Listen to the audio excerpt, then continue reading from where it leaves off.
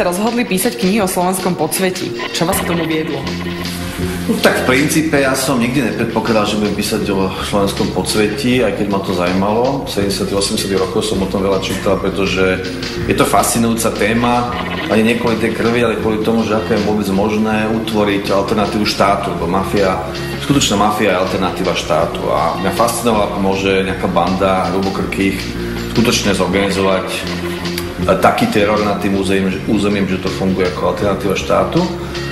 No a prvýkrát som prišiel na to, že asi sa niečo také deje aj u nás, keď som bol v 95. roku v Spojených štátoch a tam som bol ohromený tou kriminalitou, ktorá sa valila cez tie médiá, čo bol paradox s tým, že my sme žili, ja som bol na spisovateľskom štipendiu v Iowa City, to bolo pokojné mestečko, ľudia nezamykali dvere na autách, nezamykali domy, proste tam sa nič nedialo, ale zase v tej televízii to bolo krv a v rádiu, takže ja som bol zhrozený tou Amerikou, takže to som ako odmietol, prestal som pozerať telku a počúvať rádio a čítať noviny.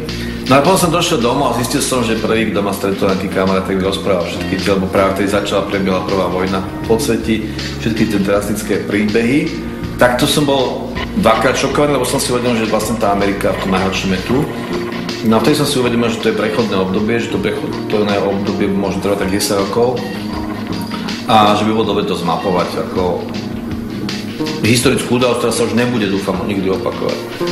Takže tak som si to začal zbierať, ale nikdy som, celý čas tej roky som nevedel, ako by som tú knihu mohol urobiť a že jedného dňa, keď už to bolo kritické, už tých poznámok bolo príliš veľa a výstrižkov, tak som ma osvietila myšlienka urobiť to o tých, ktorí vlastne zažiarli ako keby mafiánsky bosovia a zle dopadli, že vlastne že v tom má zmysel, preto to má zmysel, aby to písal spisovateľ, pretože to má morálny akcent, je to isté ponaučenie pre tú spoločnosť a to som považoval za dôstojné a hodné, aby som sa do toho pustil.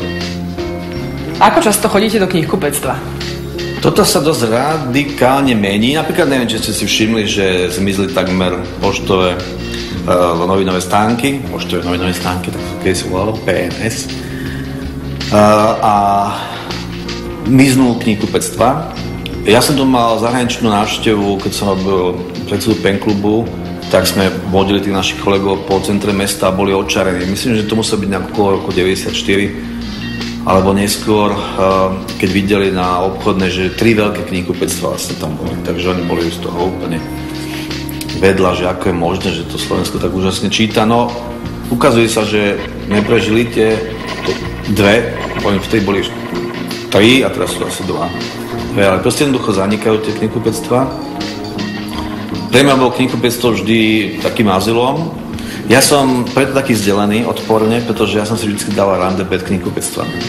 A väčšinou nedošli tie baby, tak ja som sa v tom vzdelal, som si čítal tie knižky. A teraz, keď som šťastne ženatý a šťastne zamestnaný, tak sa k tomu dostanem akurát, keď som niekde, keď prestupujem z nejakého spoja z električky na autobus alebo podobne. A vždy ma ohromí to množstvo kníh. Musím povedať, že to je niekedy demoralizujúce. Keď prídete do knihkupectva, to má 15 000 titulov. To je dosť drsné. Ale potom zistíte, že keď sa rozhodnete pre určitý typ literatúry, napríklad na Slovensku, keď budete chcieť čítať humornú literatúru, tak nenájdete takmer nič. Okrem mňa. Je pre vás písanie stála záľuba, vášeň? Alebo ho už beríte skôr ako povinnosť prácu? Tá otázka sa zdá byť veľmi ako výstižná, ale v princípe musím povedať, že je to omyl, že je to o inom. Myslím, že ľudia si pletú literatúru práve preto, že o literatúre málo uvažujú, ale keby ich napadlo, že literát je atlet, tak by sa atleta nepýtali, prečo tak rýchlo beží. No, pretože mu to tak rýchlo beží.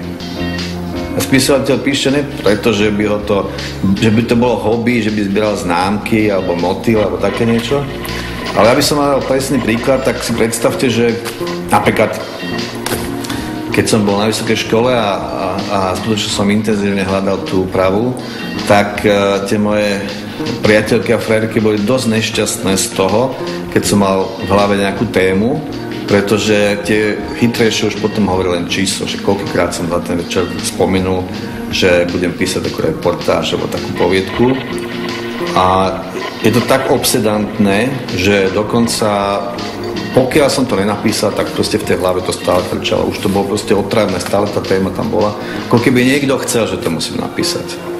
A takisto v tom najlepšom možnej chvíli, ktoré sa čas stávajú málokedy, ale je to úžasný zážitok, tak vtedy, keď píšete napríklad fikciu, román alebo také niečo, tak sa vám stáva, že sa odrazu dostanete do akej inej dimenzie a v najlepšom slova smysle to dopadá tak, že vám ako keby ste boli zapisovateľ toho, čo vám niekto diktuje. A to je veľmi vzácna chvíľa, ale zase hovorí o tom, že spisovateľ to nie je preto, že by si to vymyslel, ale preto, že sa taký asi narodil.